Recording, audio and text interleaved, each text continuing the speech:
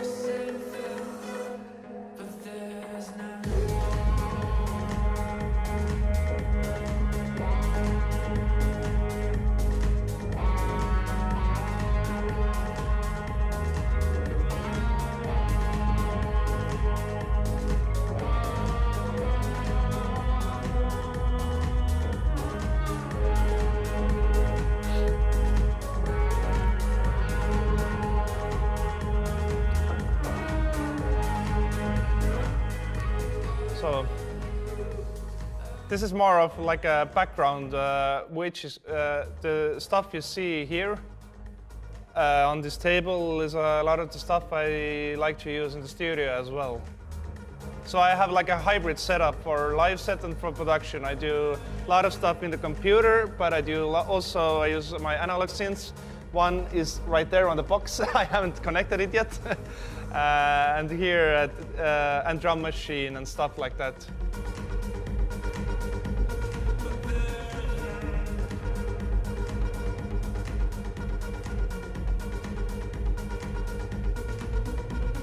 So yeah, but today I decided not to focus on that because I don't have all this stuff with me. Do you keep your live gear and your studio gear separate, or you take stuff from your studio with you and take it to the live? Yeah, I just take it to the live setting. It would be nice to have double of the sound card and the synth and stuff, but it's too many thousands of euros at the moment.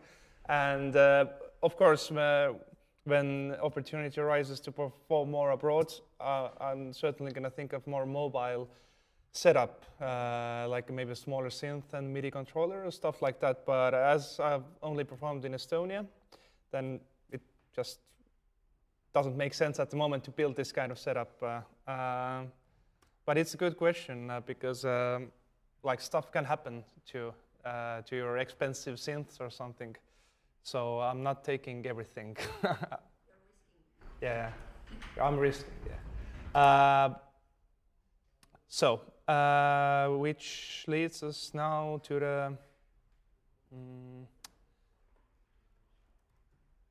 the latest single, which we're going to talk about, because I can't find the MP3 in my computer. We have to check it in YouTube. Which is okay. Some commercials.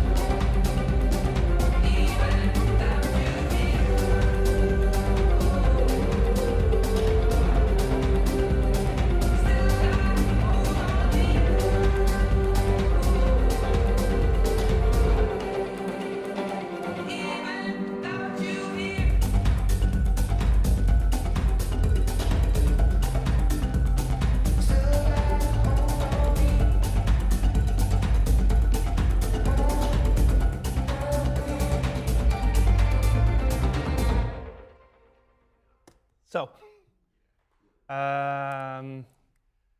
this is the track in the final state. And what I want to show you is how I got to this final version. And it's a good example because this track took, I think, a year and a half maybe to be finished because well, I like to work on multiple tracks at the same time. Sometimes I don't have any ideas, then I leave it be. Yeah. Were you with a label at the time when you started producing it? No. That track was signed to that label specifically. Yeah.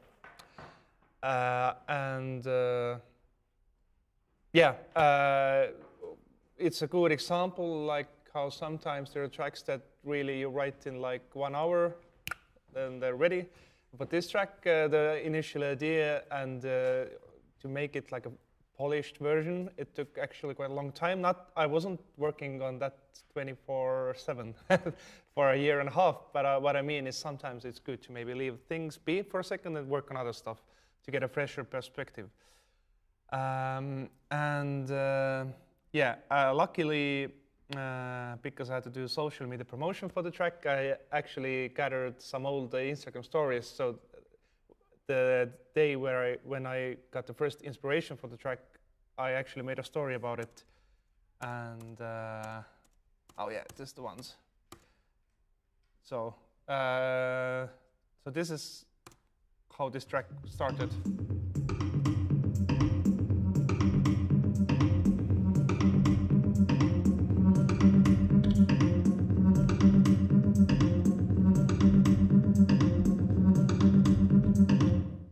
Yeah, and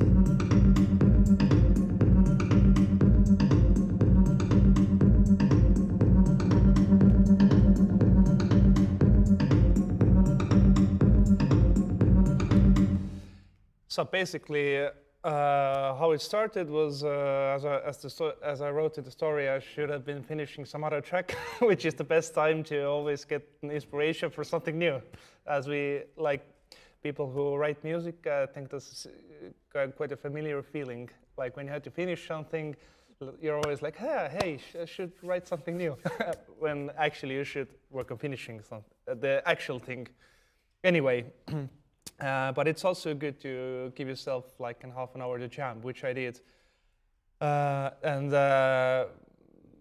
Basically what I did, as you saw from the video, this thingy here, which is called Electron Digitact. It's a nice little sampler and drum machine, and it's really fun to play around with. And as I said, like I write music with a hybrid setup. So I sometimes do it in a box, sometimes with these gadgets, or sometimes with guitar or whatever. Anyway, I was just noodling around on a guitar, and then, as you can see, there's an instrument cable plugged into the Digitact. So because it's a sampler, I could play guitar into the Digitact, and I was actually kind of just learning how to do it, which is also a good source of inspiration, learning something new. And it was actually something, I think it was 1 or 2 octaves higher, the thing that I played, and it was more like a bluesy random jam. But what the sampler does, if you pitch shift it like an octave or 2 octaves below, it also stretches the audio, so it made this elephant noise, which I like the da, da, da, da. And I really liked how this sound was grooving, and because it came from the guitar, I was like, oh, fuck yeah, that's amazing. And so I immediately recorded it, and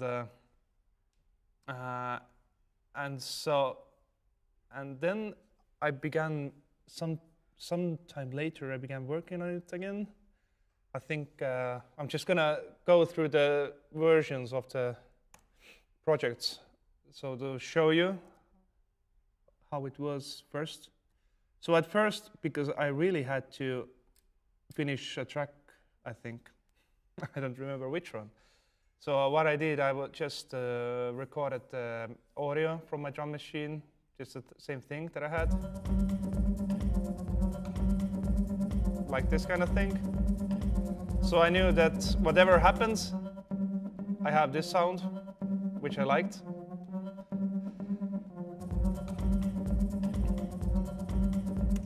And then I also recorded a bass, which unfortunately is lost. The demo bass track, I couldn't find it from any of the projects, but that's what happens. I re-recorded it, so I don't need it at the moment anymore. Anyway, so the initial title of the demo was Elephant, because of the sound.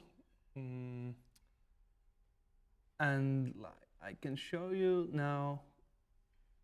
I highlighted some of the project versions and how this track progressed.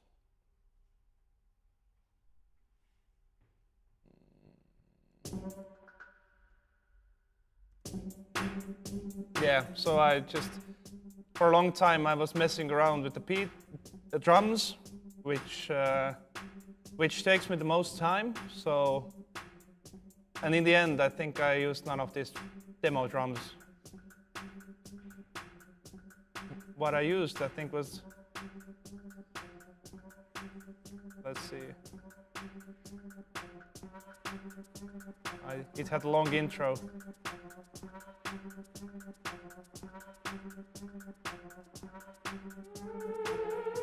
Yeah, we have. Yeah, I added some percussion. Again, some guitar that wasn't used in the end. So what I like to do is I just like to jam. So that's where I come from. I come from a rock guitar music background, where bands just jam to find ideas. And that's why I also have these synthesizers and these drum machines and stuff, is to get out of the loop and to gather ideas. But maybe try to find you a better version, because this one was a bit of the same rawness level that was the first one.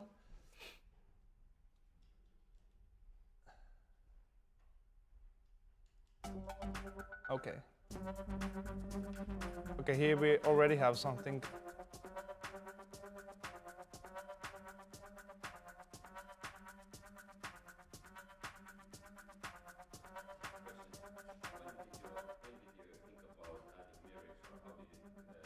Yeah, I'm just gonna get to that point.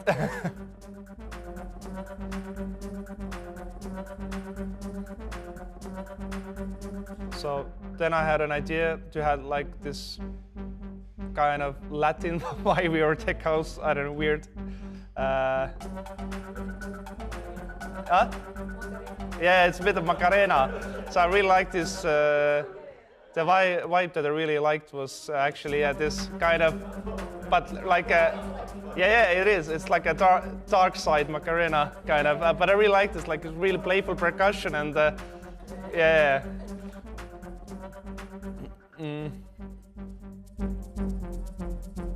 And then this more poppy harmony. No, that's Moog subsequent. Yeah. I didn't have Prophet then. Yeah. I didn't. No.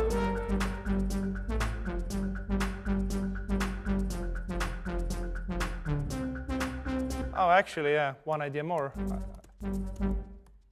Okay, don't have the samples again. So, yeah, different ideas. I think we don't have a kick somehow here, but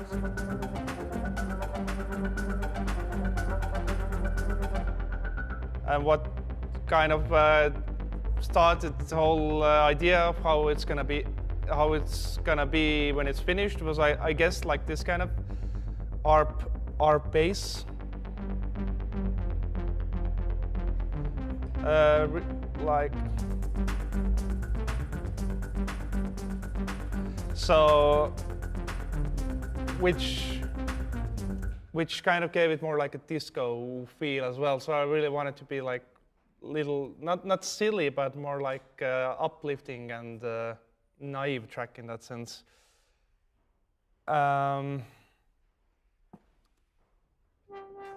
Yeah, there's tons of like I just want to show you how there's different ways of writing. There's people who, you know, I'm going to write this melody here and this here.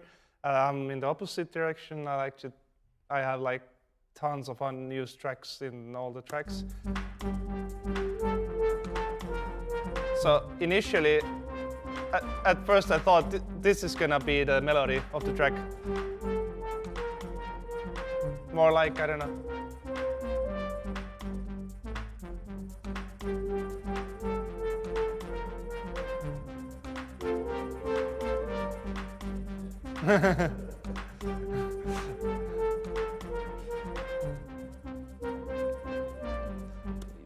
So yeah, and actually you asked me when did I have a thought to invite a vocalist on this track.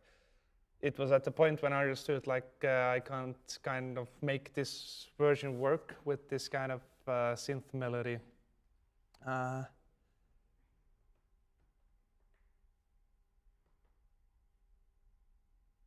So let's move on to the more, hope it's gonna be more advanced version.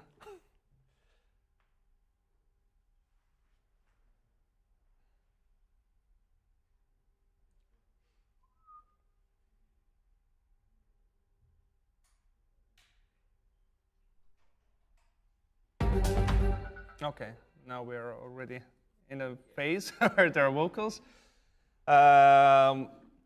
Well, yeah, I even had kind of a finished instrumental version of this track, but yeah, why I decided to try the vocalist to invite Marius on this track was I just kind of felt like it was lacking something, and although I would love to write more instrumentals, then oftentimes I feel like I want some vocals still. So I invited Maris along, and I actually have like I can play you the first version what she sent me. So to also show you how maybe she sent me a bunch of ideas, and then I used maybe like one of those, but we like how I arranged the kind of because the vocal in this track is basically saying the same thing all the time, but with different arrangements. So, but yeah,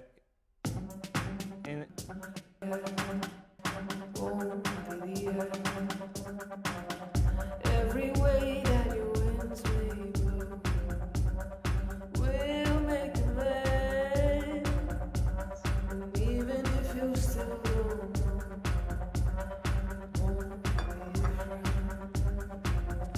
every air where the rifles roll, meet you again, and even if you still don't know, it won't be the end. Every way that your winds may blow will make amends, and even if you still don't know,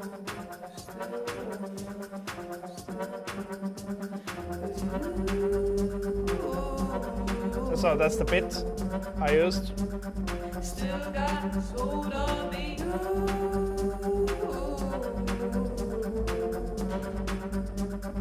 Even without you here.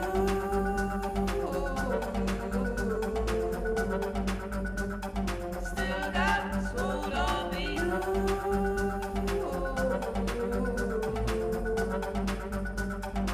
Even without you here. Oh, yeah. Back then I had this melody. I thought I'm still gonna use it, but in the end, no. Thanks. So what Maris sent me was actually really cool. Wait, so the lyrics and the melody was like her? Yeah. Oh, And and I felt like I really liked this you do do do do do do do do. because that was kind of in line with the vision I had with the track, being more energetic. But this first half, she was singing, I really liked it, but I felt it's more like a darker and more like cinematic kind of vocal, which I felt like with this track it's gonna drag the energy down because it kind of needs to be straightforward. Yeah. So we just used that one and maybe wrote, I guess, a couple of lines in the end because there were some spots where we needed some vocals. And so... Nothing changing.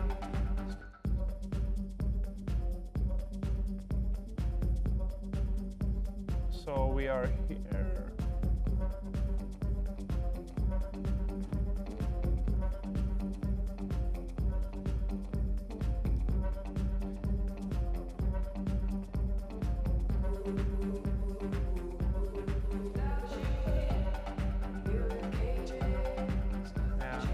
Also, the arrangement is different. Like.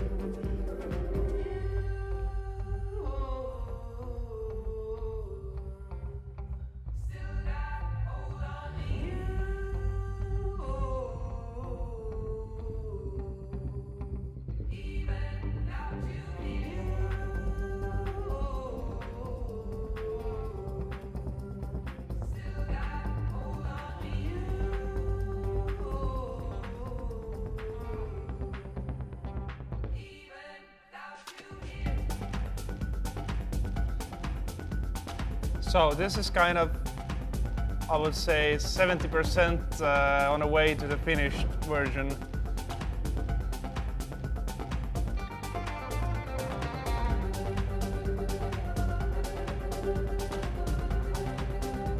Oh yeah, that's a good actually thing to talk about.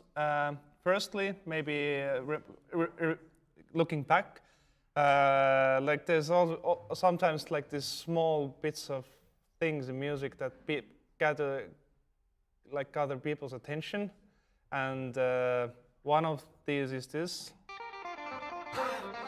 which is funny because this is, I think it's a part of a longer. I think I had some kind of a jam actually here. Yeah.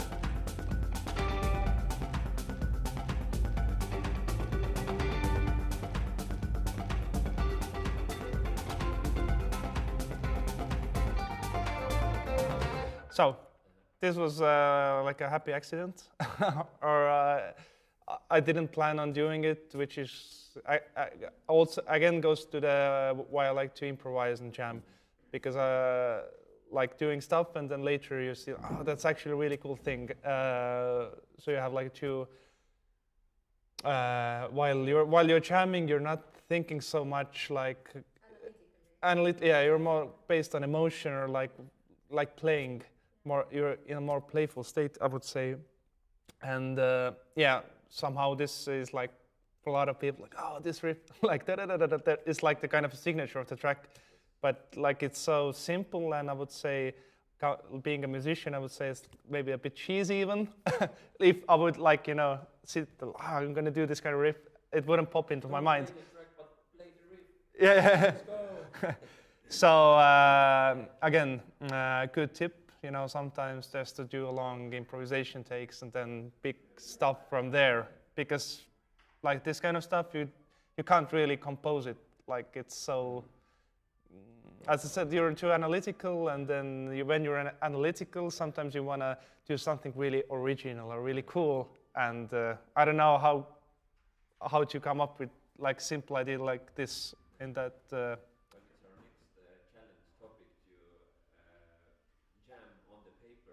Without the gear, you know, like really trying to, you know, compose one track. Yeah. Taking, you know, pencil and. Yeah. Well, you have to really listen to the melodies in your head, and yeah, what we sang with Maris as well. When she came into the studio to finish the vocals, we did like a bunch of just this one, and then the choir in the background. There's like there's quite a lot of gang vocals here. Let's see. not mixed yet.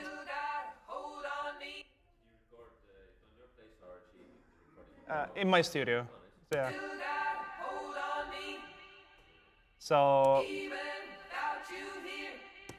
yeah, we did those things, and then I also thought, like, because there was still the thing that it kind of for me in the music, it's kind of I really feel like it needs to build tension and release tension. I felt like it's going somewhere, but it doesn't have the it. Like, what's the point?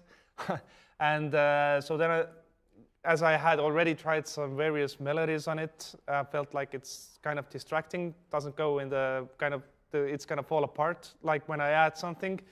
So I just had an idea that maybe asked Maris to just sing the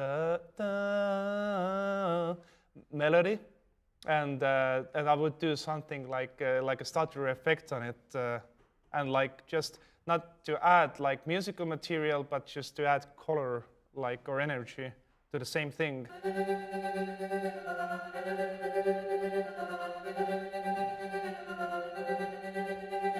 And so, like,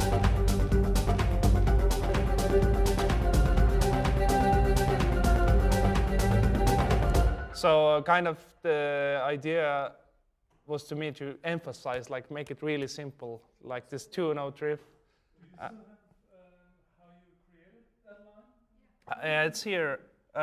Well, basically, I can show you the video because I like this. So I have long takes of that, and let me see. Oh, joig, I called it joig. It's joigoma, kind of in Estonian. It means something like this sounds. Yeah, let's see. I think there's so many tracks here. Okay, what we have it. So there's the LFO2 that's doing sidechain, but the tremolo later actually is doing that. It's really simple. It's like a sound toys tremolo effect, which is I think it sounds more analog, more human. So for this track, as I wanted sound-wise, the idea was kind of make it like a rock band in a house track. So I wanted things being a bit sloppy, the drums a bit muddy even, maybe, to capture that kind of 60s feel. Exactly. Maybe you can play to them and change one of the parameters. So Yeah. Yeah, I can. Yeah. So that's how much of the effect is on. And as you can see, it's already dragging a bit. And you can make it really like micro adjustments in the feel of the rhythm. You can make it fall behind a lot. You make it, and you can have some like dynamics, accents. It's kind of which notes are louder. I think Johannes talked about the accents as well. This is like the most stupidest and simple thing to do, actually. This is basically. Thanks. Yeah, exactly. It's just it was just you have multiple takes. You do a little bit of sidechain, and which is making the duck with the kick drum, so it's pumping a bit, and then do the tremolo, and this is it. There's nothing. What I like to do is also layer guitar stuff on it. So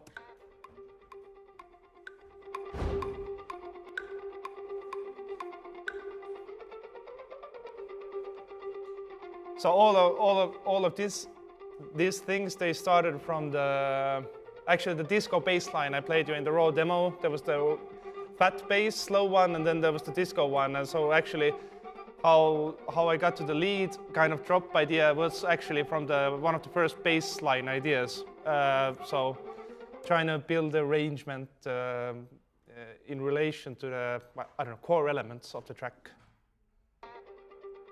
And yeah, because guitar kind of is my main instrument, I really like to and want to always add these little bits of guitar, like the slide guitar. I love slide guitar. Also with the tremolator, the same effects to make it glue together with the vocals and sidechain. So it's kind of, guitar is the sound source, but kind of all of the processing makes it glue better with the electronic sounds. I really went to down the country guitar path.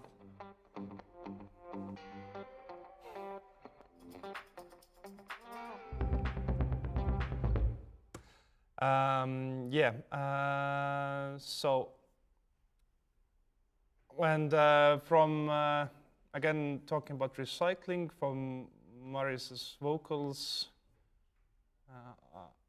I got another sound using just her voice, which is, let me see.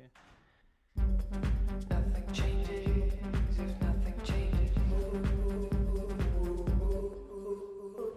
So I don't know if anybody has seen the TV show White Lotus or heard. Anyway, who has immediately recognizes where that sound kind of comes from. So this is again using the same tremolo kind of idea, but using the voice sample on a keyboard instrument.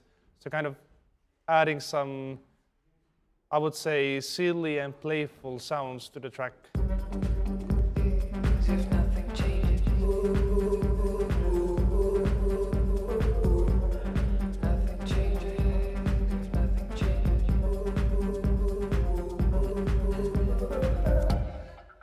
And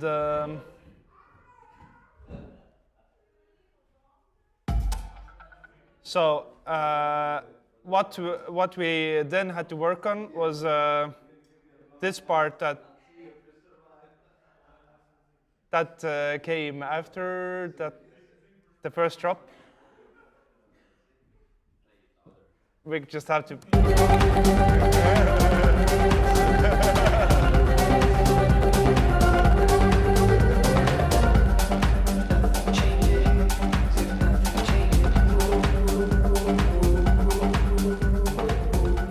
So really simple trick. Basically, the drums are kind of the same that in the previous part, but what I changed, we went to that Macarena part now. Like we have the bass here. That's so really using the less tools that I could. I just removed the harmony, and it already made it more like this. Gave more focus to the part, not, you know, so really trying to rather take away information than build, give more like a C part to this track. And also it really depends like what kind of track you want to do. I really want to do like this kind of straightforward, like not going too dreamy or not going to like interesting places harmonically. I want it to be like kind of the silly, groovy thing.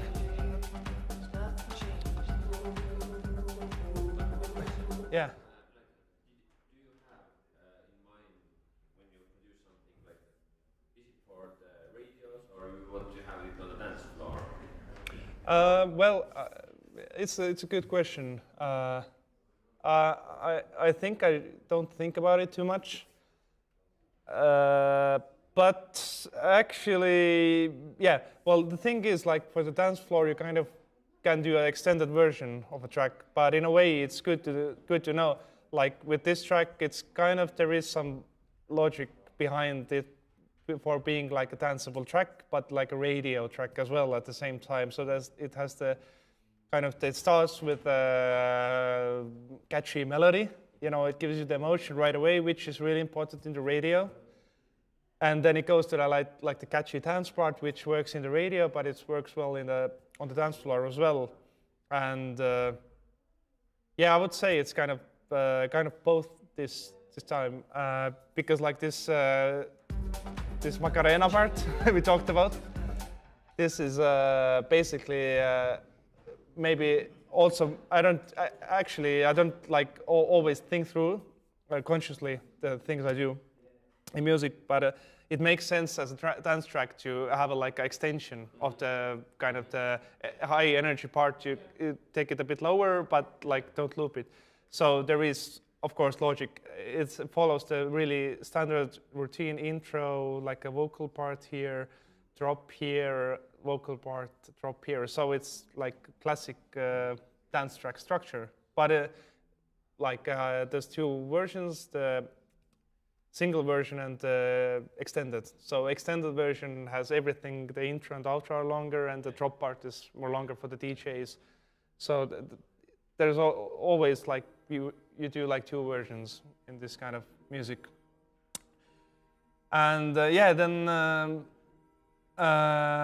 for the second, because the same part comes back here, that like in this thing, like comes back after the Macarena. And I really wanted to make a small change there because otherwise it's too loopy. So firstly, I just I filtered down the vocal to make it like different emotion. But what I don't have in this project, actually, we can go to the next one. I think we can go to the final version.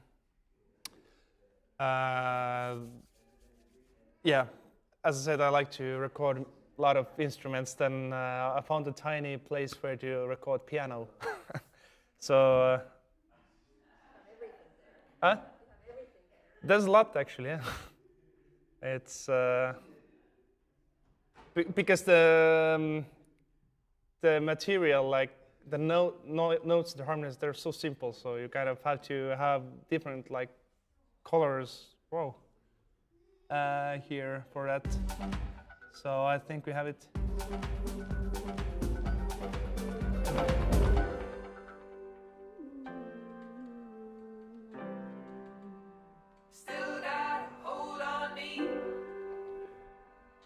Yeah, so that's yeah. And this is also, I think I listened to, I don't know if you know the Fatboy Slim's track Praise You. It's whatever, I can just play it quickly. So it was your reference? No, just for the piano. It actually doesn't sound like this, but there's something. So I really like this 2000s kind of electronic kind of positivity. So that's what made me go to the piano, actually.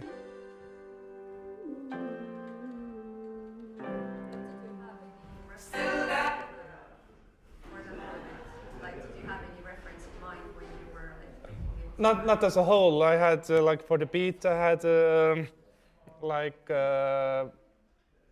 idea or the reference, some quartet kind of more faster clubby track. In the end, it doesn't sound too much like it, and it was like a Frankenstein of different bits that I liked from different tracks. How it in the end worked out. I think maybe Praise You is a good reference in order, I think maybe the vocal arrangement was a bit influenced by that as well.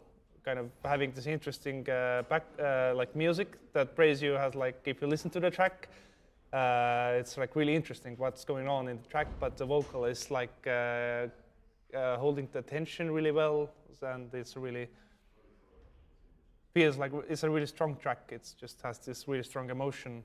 So, but I usually find when I have like when you only have like one reference, or sometimes like I feel like it's stuck because like then you want to replicate the track too much or something like that.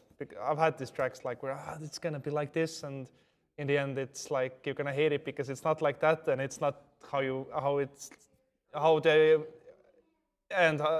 you kind of, I tend to lose the energy that it had and then you want to go back to the demo or version and start over from that. So references are good, but I would say, yeah, it maybe just one. Like you don't want to do a copy of a track. Like here in this track, I had, I think 3, 4, but not like references. Like I'm gonna do a track like this, but I like how vocals sound in that track. And I'm gonna take that vibe from there, the bass from that track, kind of the. So in the as a result, it might, if all goes well, the result might be more like original, or like you can't tell it like, oh, this is like this track. So the thing is really, aim is to not to clone. Yeah, exactly. But yeah, I wanted to talk about like a small bit more the thing with the label. So this is actually the kind of the latest version.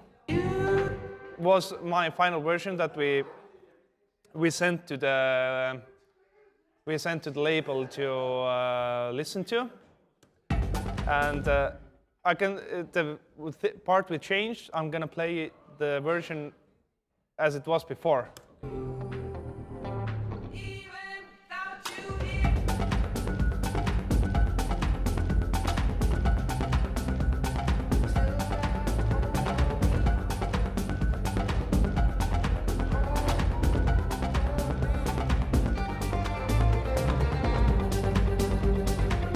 So I'm talking. They liked the track, but the main thing was the part before the drop. They felt like it was lacking energy. Like it could lead more to that part. And yeah, they gave me reference like maybe something that's much noisier. Maybe something more Afro housey or percussion. So I was really digging that idea with the percussion anyway, because I actually had like quite some nice percussions here already, which I never mind. So yeah, then I started a new project called Hold On Me Percussion Ads, which we have here, and I guess this is the latest one.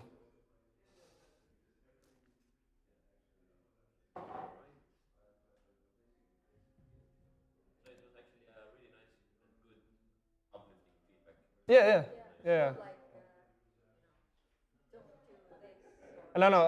I guess if they don't like the track, they're not gonna give you like feedback anyway, but they have to feel like they wanna release it. But was it your manager who like pitched it, or was it your idea to like attach it to the label, or what?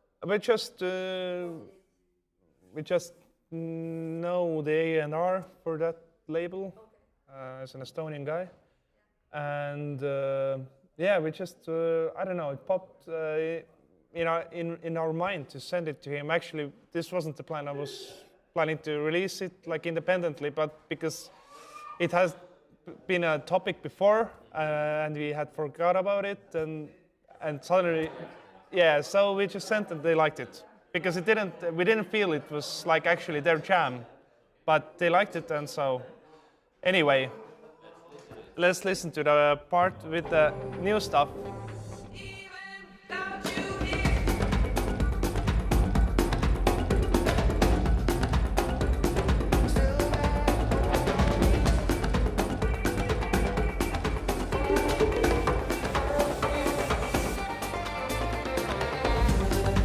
Well, and now looking back, it has like a totally different energy. And it leads much better to the. It really makes you feel like, what's happening, what's gonna come next. So really great feedback. And yeah, what I did here was just go through tons of, I don't know, loops, trying to find something. I added a whistle, which I never do in music. Yeah, but I felt like, Because it's very, it could be a, so much like this kind of music Yeah. styles attached to its game. yeah. Maybe the I I have played too much FIFA, so maybe that's the influence. So yeah. So yeah, drums without these things are. Wait a minute, let me give you a kick.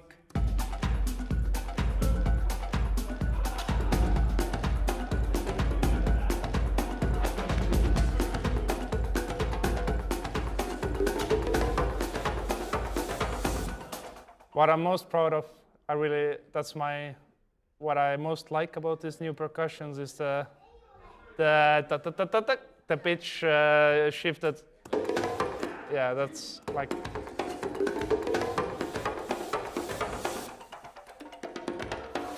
Yeah, and I also added for the. Yeah, okay, so for the kind of to raise more tension, I felt like it needed some kind of melodic or like some, at least a note. So, but as it has so little melodic information, this track, I really did like a really simple solution, which just from the lead vocals, just sampled these and put some.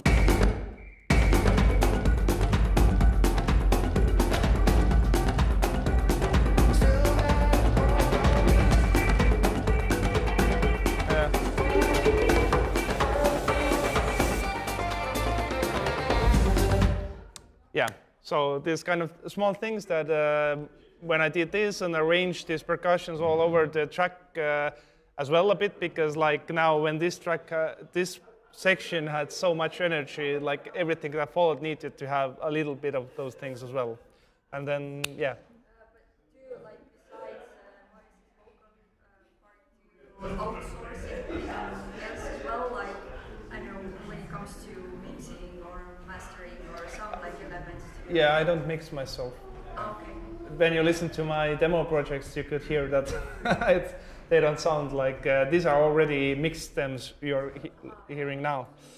Yeah, so I like to, or now I'm collaborating more with an Estonian producer that's really, really good at mixing. So in Eero. Yeah. Anyway, so when I'm doing a collab like that, I guess like he does the mixing part, but when I'm actually doing like this, neither me and Maris were like so yeah, I mean like we didn't have a mixing skills in our team at that moment, so I have mostly used outsourced the mixing and mastering, which is something I am happy with, and slowly making my mixes sound better, and so yeah. Yeah, I guess I'll just, okay, there's one little detail maybe in the final drop, because like everything is repetitive, then I added like a little small vocal thingy in that part as well, which is not present in the first drop. This is the first, so we have the stuff, but here I just introduced like a new, like a more like a.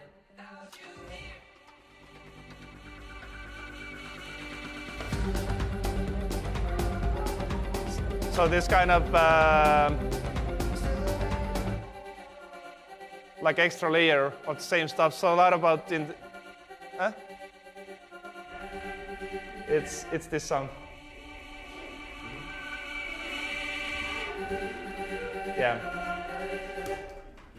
So basically, I think it's maybe a good track to show how adding small things can kind of create a sense of movement in the track, like just little bit more, and not changing the harmony, or I guess you are all classical musicians mostly, so like this is maybe the most simple musical idea you can actually make like a finished track out of. But if you change the sounds, change the arrangement, the volumes, whatever dynamics, then you can actually make a 3-chord track work. Yeah. Yeah, that's kind of it. I don't know. If you wanna ask me about the production side or anything? Yeah. Yes, I want to ask, you said you don't mix your stuff yourself. How much of the effects do you keep? And where do you decide what to keep, what not to keep, what to take away? Or do you just send, in that case, a bunch of wet tracks, a bunch of dry tracks to kind of show the reference, and then let the mixing master or mixing master engineer then Yeah. use what they like, I don't know, with reverbs and so on. What I have done is I have sent them to the stems, group stems to mix. And you send it over to groups.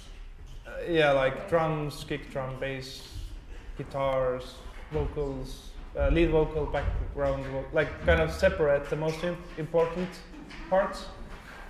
And for the effects, I just like the effects I have on the tracks. I mean, these ones I don't touch. Like if they are like this, I send them to the mix like this. But things you have here, like the okay, this is not a product. This is like not a good example, but maybe we have some reverb here.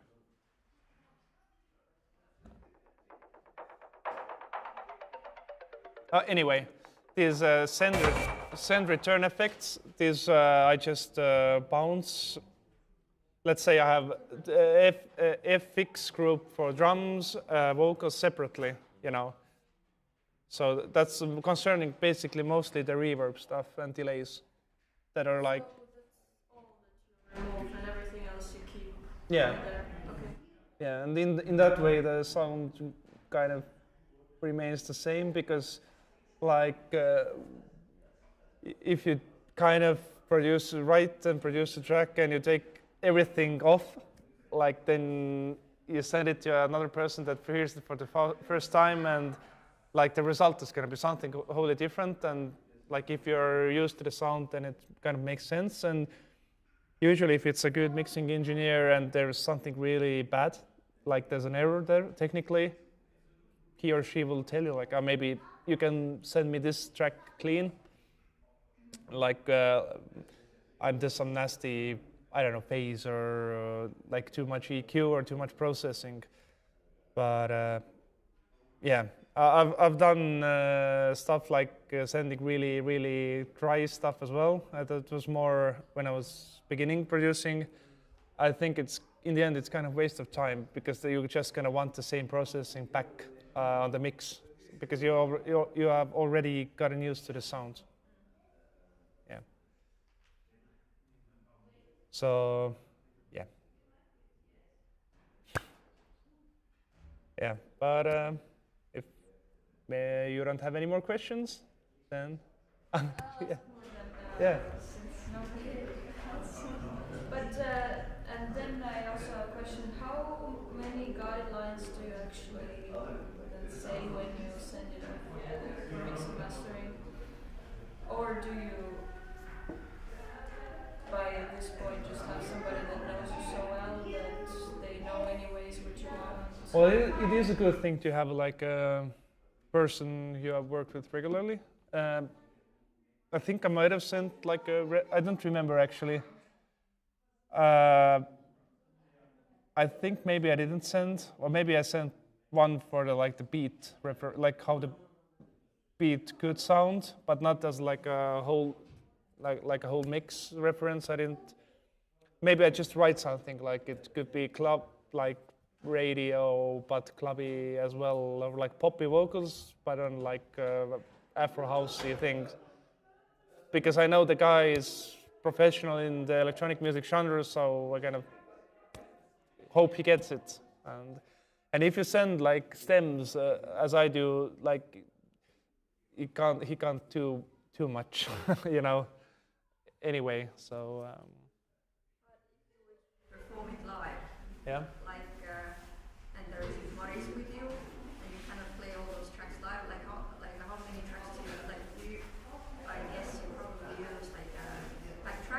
Oh yeah.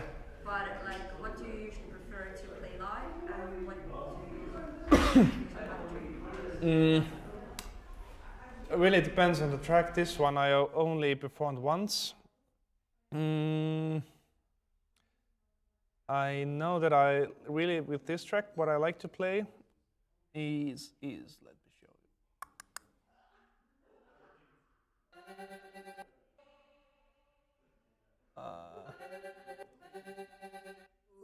This one, like, kind of, like have it as like a synth sound, and jam along with it, make it. Then of course, if there's like guitar, this is the thing I can play. I have actually like a few options that how I can perform the track live, so I might change actually what I play sometimes. No, I use it here. I have like different live project for that, yeah. Yeah, but with this track, it's actually a good question because I think I didn't nail the live version like the one time I played it. perform it as like close to the release track as possible, or it doesn't matter to you? Well, ideally, I would actually kind of mess more with the structures, or but it always takes a bit time. Like when you do a new track, then at first you do it like kind of how it is, and then when you do a couple of performances, you get like ideas. Oh, I could like start it like this, and you get more confident. And like this different, like studio version and the live version is completely different vibe. Especially if like this kind of music you wanna have longer intros, longer outros. Maybe you don't need to have like this kind of pop track structure. But what I mostly do still is kind of, I think I mess as I merge the tracks together like a DJ set. I do like a tempo modulations and transitions. So one track transforms to another. So what I tend to do is have the intro and outro kind of open, and sometimes something in the middle too open. But like the, let's say the core idea to track, that kind of is how it's in the original version, and just the start and end are kind of open. That has kind of worked, and in a live setting you can sometimes go with these jams in the outro. Like I would say they can become like a track of their own, because when you strip down, like take out the drums, a lot of stuff, I can loop a guitar, I can do something like actually have like an interlude, like in this Twilight of the Senses setup, which Christian is aiming to do. You can have like an improvisation, like a new track idea.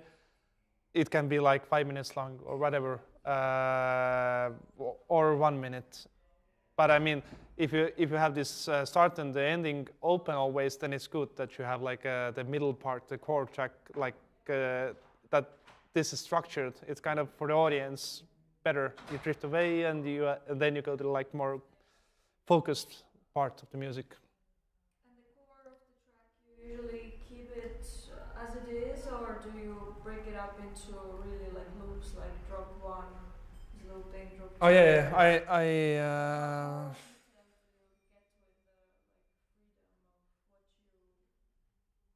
yeah, I could. Maybe I can just quickly show you the live project then, because I got the parts up and put them in the session view. But give me a second.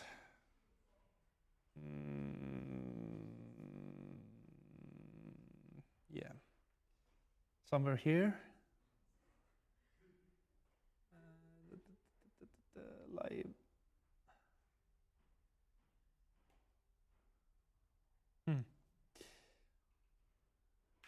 Maybe here.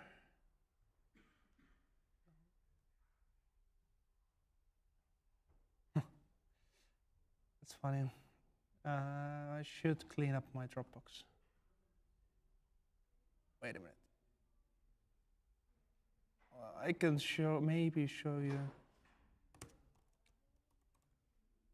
Okay. Spotlight always helps. Okay. So, quick overview. how I structure the stuff. But in live setting, I have a synthesizer, a drum machine, MIDI controller, guitar. So I'm not using them like all the time, like this, playing everything at once. But it just gives me freedom to do this, like the transitions, improvisations, you know. And do you use your tracks then completely, or do you sometimes also use something that comes back from the mixing mastering and then put? I use mixed stems, yeah, Okay. because they need to sound good. I mean, especially, I mean, it's a big difference. But yeah, this is how I have it here. Okay, I have the separate. Like as you can see, these are the tracks.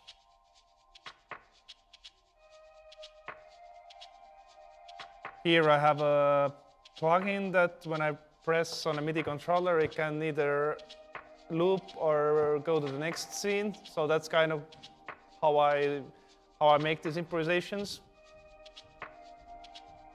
So yeah, follows scene. So it's a really simple one. You just have a dummy clip here, which is basically the same thing I copy from the same scene.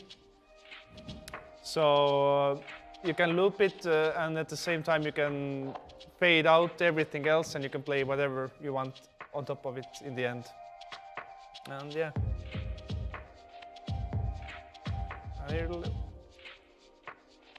Yeah, I think there. Oh yeah, there's no guitars because I'm supposed to play them here. And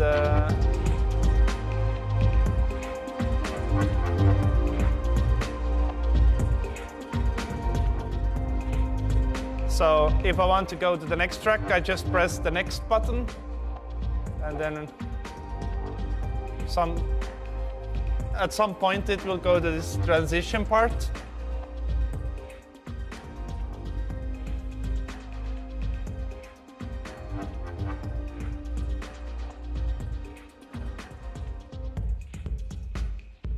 So now this one is, and then I usually press again, which means this part will loop. So oftentimes I have something maybe looping already from the synth or on top of the outro. So you know it doesn't drop into just a beat. There's some music still playing. It's like a DJ mix, you know, like you try to crossfade the music. And yeah, here I can do whatever I want. I can, let's say I can do this, with my controller, you know, filter everything, introduce the next track's element, something like this, and then go here. And because I have the drum machine as well, then if I made a beat on drum machine, that it wouldn't drop into this part. The beat would go on, you know. So I have a lot of flexibility, which means it's a lot of practice as well. but it's interesting. You wanna have? Around the clips and how you arrange it. Oh yeah, but it's actually quite simple. So. No. I mean, it could be. There's tons of complicated ways how to do it, but for me, the simple way is just loop certain parts, and because I have a MIDI mixer, so I can, you know, balance all the parts. If I do like this with all the faders, there's no music, and then I can just, I don't know, have the synth open, just play, like. For the audience, it doesn't make sense. They don't know that I'm just looping like this part because they don't hear anything. But this gives me the freedom to do whatever I want in this part, and I don't have to kind of make some really abstract system. It's just basically looping a part always, and that, at least for me, it works the best because there's so much stuff that could go wrong always, and you know, you guys know this well. So the more simple you can do the setup, the better. because always there's something always going wrong. At least I know that like this button is looping and this is next. If this doesn't work, then I have to like go like this. Yeah, then unplugged. But yeah, I do this. I don't have my. I don't have my live set instruments with me, but I think I.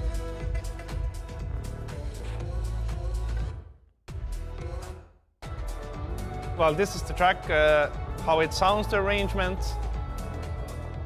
I'm just showing how I have like a kind of a track. This is now the part that comes, it's like a new track, but it's actually just a jam that I kind of always do to end the live set.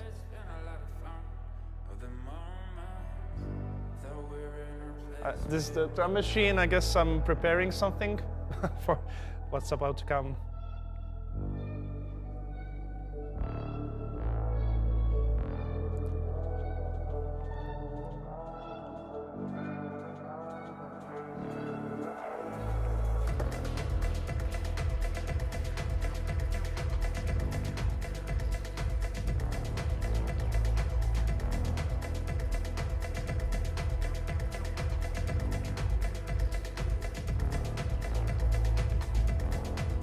So now I'm looping the outro part. I think I pushed the button. So this thing is just repeating. And now I'm bringing in the new music from the drum machine. I think now. So.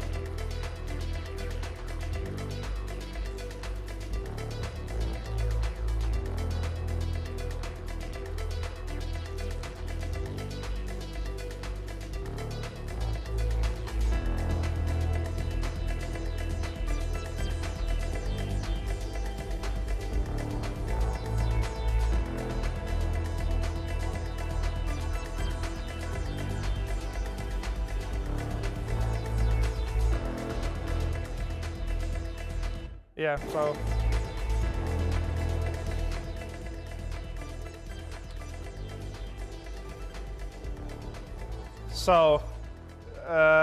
but the point is, in the Ableton project, it's just some 16 bars looping, but because a lot of the stuff is coming from the drum machine and stuff, then it just sounds like a new track, you know. But I don't use the outro tracks so much in this part anymore. So that, for me, gives enough flexibility, more than enough, I would say. So you're almost like a DJ for your own music and also live performing together with your like. Yeah. That's the thing. Yeah, I would say. It's at first I thought I want to play a lot. Then I understood that like I'm gonna look like a monkey. No, but it's also like. Yeah, actually, what you said is a good point. Like, because sometimes I feel like I should play, but again, if you think of yourself like sometimes, hey, I'm DJing now, or now I'm playing, so it can be in one show. It's actually, thanks for that tip. I have to use that mentally next time I perform, because yeah, I play a lot, but there are places where it's just a thing from the backing track is playing, and then there are the parts which I improvise more, and it's more like, yeah, kind of trying to have this improvisational, jammy thing going on, and the tracks, like that's why I said like I like to have the track when the track starts, and hence the central parts like focused and not messed up too much, because there's lots of this wandering around between them. Yeah. Okay. I hope you guys found it interesting. Yeah. Thanks. Yeah, thanks to my technical team here. Okay, I guess also the gong guys are waiting for you.